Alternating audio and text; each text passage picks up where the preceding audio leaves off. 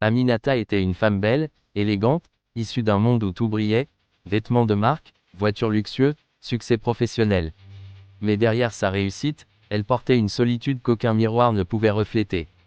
Un soir, alors qu'elle roulait doucement dans un quartier qu'elle traversait toujours sans s'arrêter, son regard croisa celui d'un homme assis sous un pont.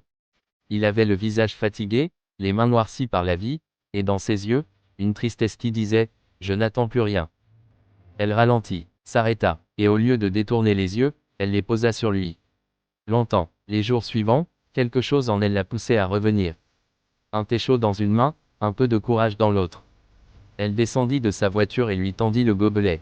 L'homme, surpris, murmura juste « Merci, je m'appelle Modou ». Les soirs passèrent. Sous ce pont froid, naquit une chaleur que rien ne pouvait expliquer. Il parlait, riait parfois, lui offrait des poèmes, écrits sur du carton. Elle lui offrait son écoute, son humanité. Mais Modou refusait toute pitié. Un jour, il disparut. Silence, absence. Aminata sentit un vide, jusqu'à ce qu'elle le retrouve, des mois plus tard, dans une librairie. Rasé, propre, souriant, un livre de poèmes à la main.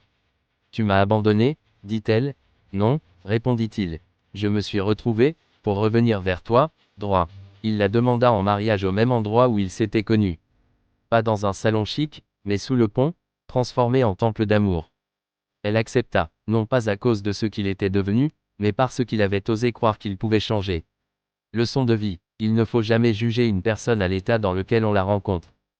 Derrière les habits sales ou les silences d'un être humain, peut se cacher un trésor de valeur. L'amour ne répare pas tout, mais il peut réveiller en nous la force de se relever. Ce que l'on donne sans attendre peut parfois changer une vie, et la nôtre aussi.